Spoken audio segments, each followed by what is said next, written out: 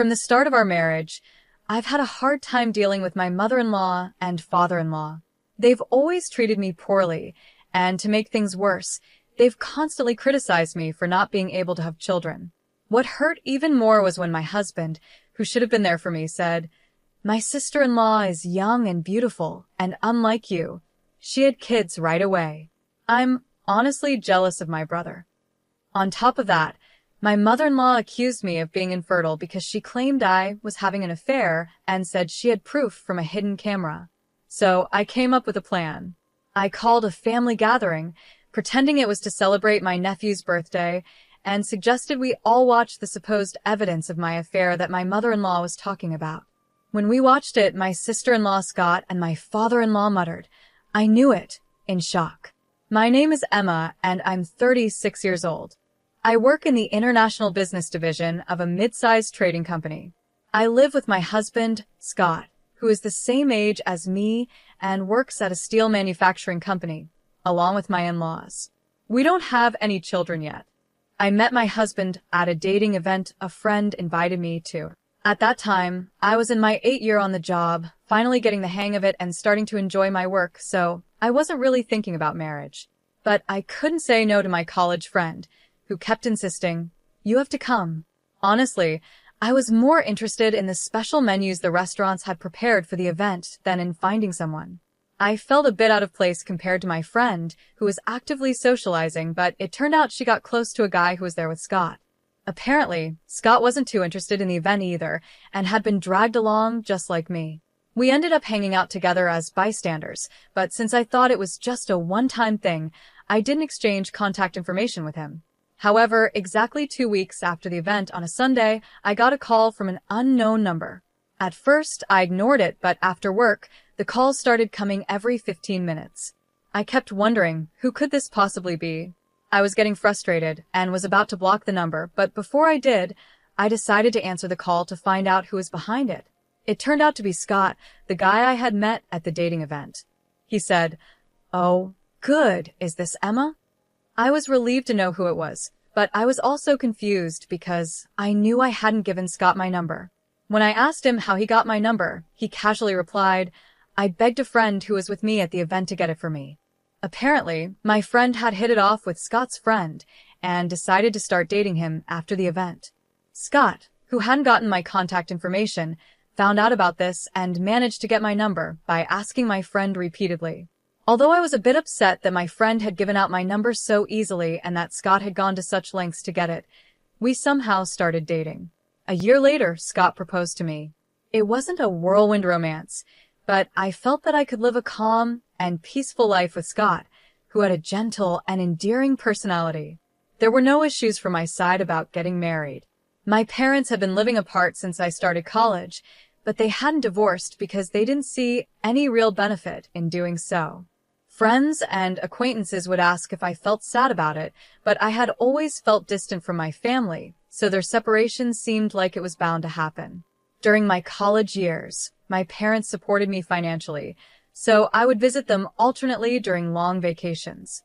However, once I started working, I used my busy schedule as an excuse to just keep them updated through social media.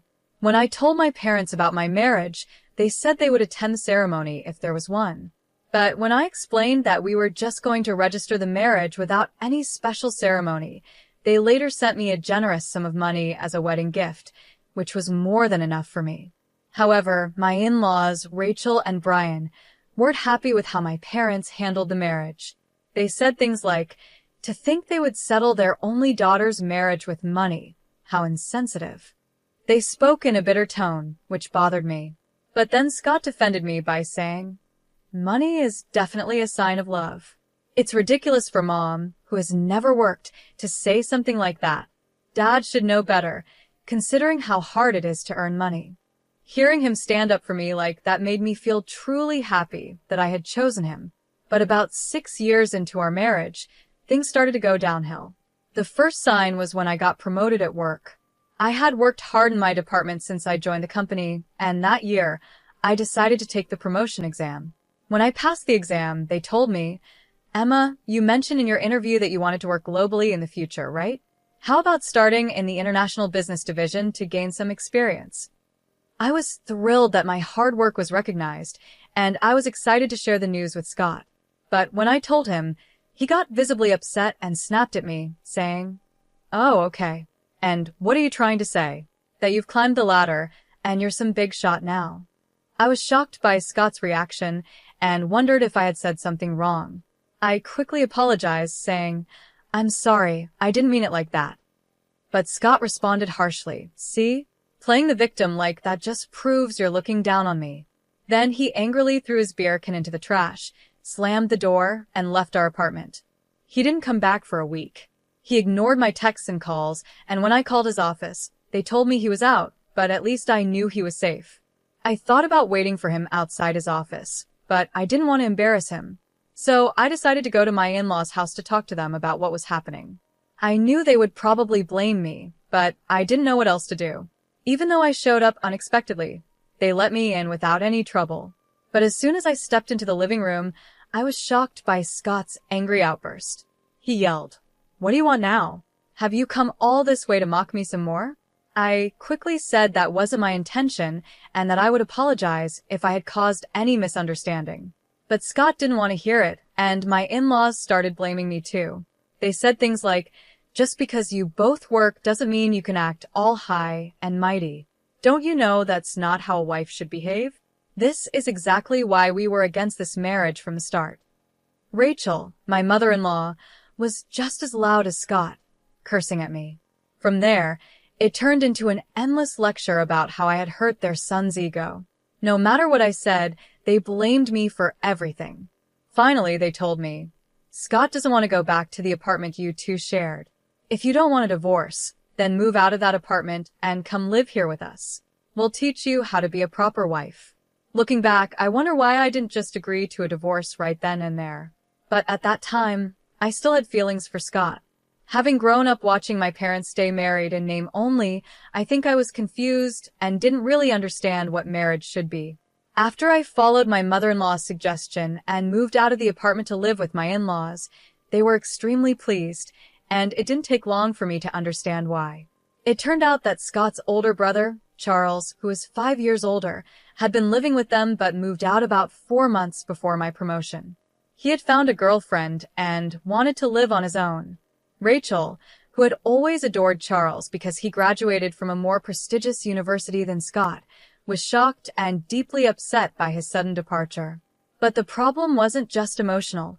Charles's leaving also meant the loss of his financial contributions to the household, which was a big issue. My in-laws are very vain and love to show off. They often host gatherings for relatives, serving expensive food and drinks. Charles's financial support had been their lifeline since my father-in-law's post-retirement job didn't pay enough to cover their lavish lifestyle. They convinced Scott, who had come home to vent, to move in with them, and that's how we ended up living together. Scott seemed to enjoy the sudden attention after always feeling overshadowed by his accomplished brother. When I realized this, it felt like I was finally seeing things clearly, but more problems were on the way. Soon after, Charles married his girlfriend, Nancy, who turned out to be quite a handful. Nancy was 4 years younger than Charles and 3 years younger than Scott and me. She appeared fragile and delicate, the kind of person who triggers protective instincts in men. This was especially true for both Brian and Scott, who became visibly restless whenever Nancy visited and acted like they were her followers. Rachel, not amused by this, began criticizing me, saying, "Scott is smitten with his brother's wife because you lack charm. If you just had a child, my husband would settle down as a grandfather." She even suggested I quit my job to focus on getting pregnant. However, due to my in-laws' extravagant spending, the household expenses were skyrocketing, and Scott's salary alone couldn't cover them. Even when I showed them a report from the household budgeting software to explain the situation, they dismissed it, saying, "That's just because you're bad at managing money, always full of excuses." Then Nancy became pregnant. Rachel, who had previously disliked Nancy, suddenly became obsessed with her first grandchild, doting on her grandson, Andrew, immensely. She eagerly welcomed Nancy's visits, which she had avoided before, and even started saying things like, Oh, how wonderful it would be to live under the same roof as such a lovely grandchild. Scott then started making sarcastic remarks to me, saying things like, "Exactly, Nancy is young and beautiful, and unlike you, she gave birth to a child right away." "I'm really jealous of my brother," Brian chimed in. "That's right. Maybe we should just kick out the daughter-in-law who can't have children and let Charles's family move in instead," he said without thinking. By then, even I started to consider that maybe leaving Scott and this house might be the best option since we didn't have children.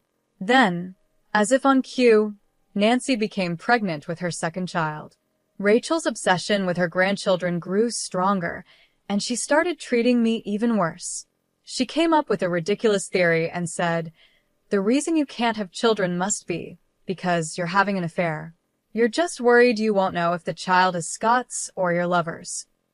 I was shocked by her words and decided to ignore her. But one evening, I noticed Rachel smirking at me. Confused, I asked what was going on, and she said, "You are indeed having an affair, just as I suspected." When I questioned Brian and Scott about it, Rachel proudly declared, "I've got proof of her affair on a hidden camera. I hired a professional, so it's foolproof," and then burst out laughing with joy. Hearing this, Brian and Scott were momentarily shocked, but then, influenced by Rachel's confidence, they said, "If that's true, then it's grounds for divorce." At that point, I calmly said, "Understood. Then I will take this opportunity at Andrew's birthday celebration next week, which we've already planned, to explain the situation to all the relatives who will be there." The birthday celebration for Andrew, organized by Rachel, who loved to show off, turned out to be a grand event with a banquet hall in a hotel reserved just for us. The invited relatives seemed somewhat tired of Rachel's boasting, but still enjoyed the food and drinks. As the party was winding down, I took the microphone to speak.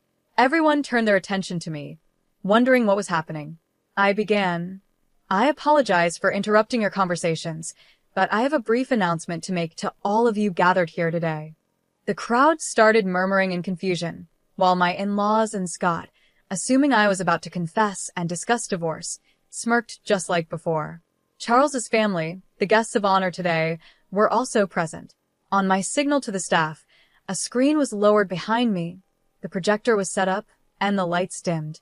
Everyone's attention turned to the screen as the video began to play.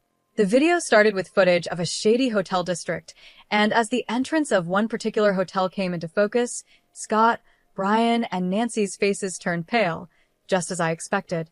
However, Rachel, unaware of what was about to happen, looked around curiously, completely oblivious to the growing tension among the two of them. Then, a clear shot captured by the camera made the entire room gasp in surprise, and for good reason. The screen unmistakably showed Nancy and Brian hugging as they left the hotel. The room fell silent as the video continued, showing them sharing lingering, passionate hugs before catching a taxi. The scene shifted to the same hotel entrance, but this time it wasn't Brian who emerged holding hands with Nancy, it was Scott. Scott, Brian, and Nancy were all frozen in place, while some of the relatives murmured, "I knew it." The room erupted into whispers again. At that moment, I paused the video, turned the lights back on, and spoke into the microphone. "My announcement to all of you is exactly what you've just seen. My husband Scott and father-in-law Brian have been having affairs with Nancy, Charles's wife. The evidence was meticulously recorded by the investigation company hired by Rachel." I held up a thick file of documents, which caused more gasps from the crowd. As the noise died down, I revealed that the investigation company had actually been hired by Rachel, not to uncover Brian, Scott, and Nancy's infidelity, but to find proof of my supposed affair, so they could kick me out. Scott must have filled her head with all sorts of nonsense, making her believe such absurd things, I said, causing the relatives to look at Scott and Rachel in disbelief. Rachel had declared victory without even checking the contents when the investigation company reported they had caught evidence on camera. Unfortunately, I have no idea about the affair Rachel accused me of, I continued, projecting a photograph onto the screen. It was a snapshot taken at the maternity hospital when Andrew was born. The photo showed my sister-in-law holding Andrew in the center, with Charles smiling beside her, and Scott and I, who had come to celebrate, in the background. Since Rachel has always disliked me, She probably didn't have a single clear photo of me. So she sent this snapshot to the investigation company, asking them to find evidence of the daughter-in-law's infidelity. As I explained, I briefly glanced at Rachel, who looked shocked, as if I had hit the nail on the head. The investigation company, hired by Rachel, had made a mistake. They thought Nancy, who was holding the child in the photo, was the daughter-in-law they were supposed to be investigating. When they started their work, they unexpectedly captured Brian and Scott repeatedly visiting the hotel with Nancy. Believing Charles to be the husband under investigation, they reported to Rachel that they had caught evidence on camera. Rachel, thinking this was proof of my alleged affair, believed she had finally found what she was looking for. When I was first confronted with the so-called evidence, I was surprised, but then something clicked. I remembered the name of the investigation company from a credit card statement that Rachel had used. Rachel, who often spent too much, had made me get her a family card to use for her purchases, just in case her own credit card limit wasn't enough. Troubled by her making large purchases without consulting me, I had set up the card statement to be viewable in an app, so I could check the charges each month. The next day, I took half a day off work and went to the investigation company to explain the situation. I then commissioned a new investigation myself. Realizing their mistake, the company eagerly accepted the task to make things right, and they quickly provided the results, which led to the evidence I presented today. As the screen was removed and the lights brightened, Nancy, Brian, and Scott all looked pale. I approached the great-aunt and uncle, whom my in-laws greatly respected, and said, "I apologize for the inconvenience, but I prefer not to expose the children to what's about to be discussed. Could someone please take them to another room?" The great-aunt and uncle immediately approached Nancy, took Andrew, and handed him over to their own children. The other children were also led to another room by several women, leaving behind furious relatives, a stunned Rachel, and a bewildered Charles. Only Nancy, Brian, and Scott remained, shrinking under the stern glares of the relatives. Then, Rachel, who had been trembling, suddenly leaped towards Nancy, shouting, "What have you done? Betraying me and Charles with Brian and Scott." She lunged at Nancy, but several relatives rushed to stop her. Nancy was already petrified, and Brian and Scott were similarly frightened. Finally, I decided to deliver the last blow. Given the circumstances, I will be divorcing Scott. I apologize for any inconvenience caused to everyone here. According to the investigation company, the improper relations between these two have been ongoing and not just recent. Reconciliation is impossible. I made the announcement, then pretended to stumble as I added. After reviewing the investigation results, I've been tormented by the thought that Andrew, and even the child Nancy, is currently carrying might belong to Brian or Scott. The remaining women in the room rushed over, rubbing my back and taking my arms to support me, saying to the two of them, "You are all shameless and disgusting." "Poor you," they started cursing. The men looked on with disdain, surrounding the two with cold stares. Brian and Scott could do nothing but stand there, silenced by the disapproval, while Rachel continued ranting and Nancy sobbed. The fallout from my revelation that day spread quickly. When Charles found out that his wife had been cheating on him with both his brother and father, he was in shock for a while. But as he started to regain his senses, he began to seriously doubt Nancy's claims that Andrew and the baby she was carrying were his. Nancy pleaded desperately, saying, "That's just a lie. Both Andrew and the baby are undeniably your children." However, once suspicion takes root, it doesn't disappear easily. Taking advantage of a moment when Nancy was off guard, Charles used a paternity test kit he had ordered to check their father-child relationship, and the results came back positive. Even when confronted with the results, Nancy stubbornly refused to admit to cheating, frustrating Charles to the point where he contacted her parents. Caught completely off guard, Nancy's parents couldn't believe the story Charles told them, so they came to my office demanding an explanation. Though I found it bothersome, I knew I had to deal with this eventually, so I took the next day off and went with Nancy's parents and the couple to the law firm I had hired. When the lawyer, Richard, showed them the related documents and the infamous video, Nancy's parents were speechless.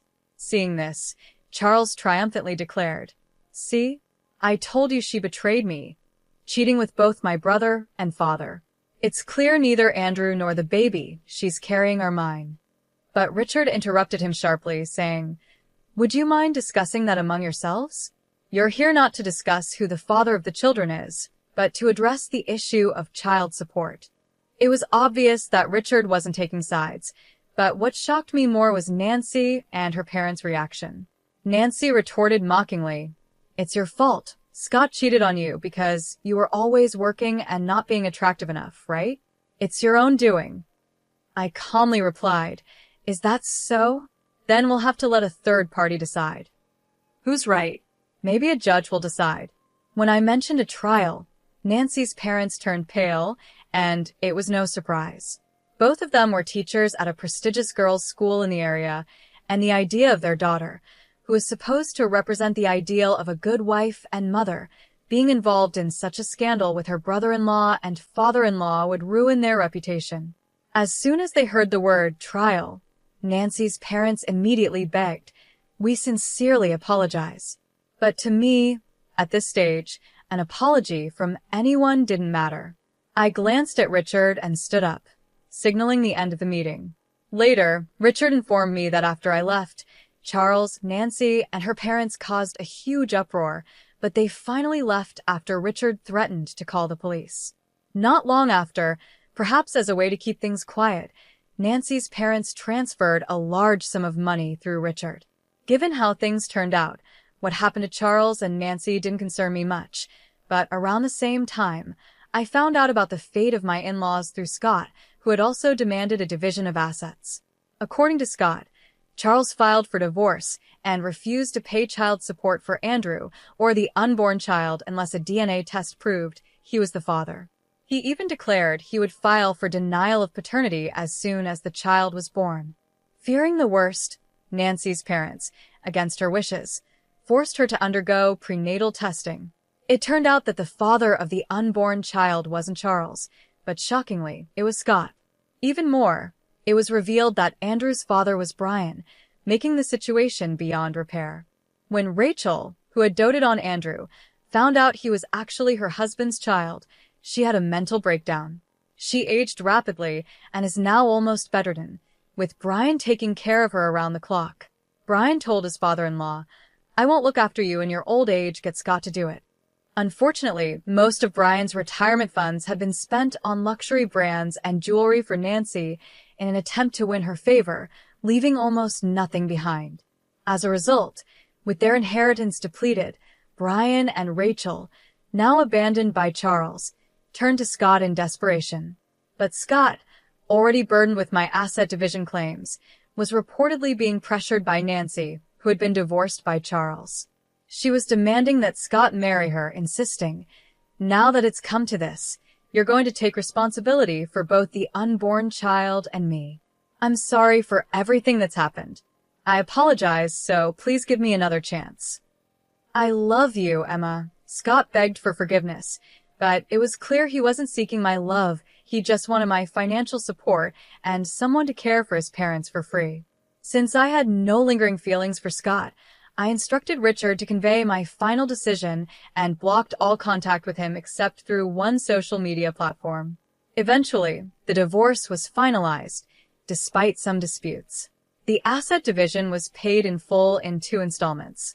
According to Richard, Nancy continued living with my in-laws, pretending to be Scott's wife, even though she wasn't officially registered as part of the family. However, once word spread among visiting relatives, the whole neighborhood began whispering about this shameless family, which drove Nancy to become a recluse. She neither helped with Rachel's care nor took care of Andrew and the newborn, leading the kindergarten to report Andrew's neglected appearance to child services. In the end, Nancy's parents took in the 2 children but disowned her, saying, "You are no longer our daughter, and we are no longer your parents. Never show your face to us again." With nowhere else to turn, Nancy relied entirely on Scott, just like my in-laws. Scott's income alone now had to support 4 adults, including his mother, who needed nursing care. A colleague of Scott's, who works at the same company, mentioned that a relative at an affiliated company exaggerated the story, making Scott the target of rumors as bad as those on gossip websites. Despite the difficult situation, Scott continues to work, unable to quit because of financial needs, enduring the discomfort. For some reason, Charles seemed to regard us as fellow victims, but the fact remains that he looked down on me, along with Nancy and my in-laws, for being a woman unable to bear children. Naturally, I ignored him completely at work, but as rumors spread within our company, he couldn't handle the whispers and volunteered to transfer to a subsidiary in a regional area. After everything was settled on my end, I was approached about a transfer to an overseas branch. Although I had expressed a desire to work abroad during my job interview, the sudden offer caught me off guard. However, my bosses encouraged me, acknowledging the career I had built and the language skills I had continued to learn in my spare time. Feeling fed up with the rumors, much like Charles, albeit for different reasons, I decided to take the opportunity. I decided to take a bold step and accept the overseas assignment. When Scott somehow heard the news, he sent a series of cliché romantic messages, pleading for reconciliation on the only social media account I hadn't blocked him on. But since I plan to cancel my phone service when I leave the country, I chose to ignore them. Despite everything that happened, cutting ties with that in-law family feels like a stroke of luck. With this in mind, I feel ready to face any challenges that may come my way. It might seem a bit opportunistic, but that's honestly how I feel. Maybe I've been too hard on myself all this time. From now on, I plan to stay positive and give my best effort in everything I do.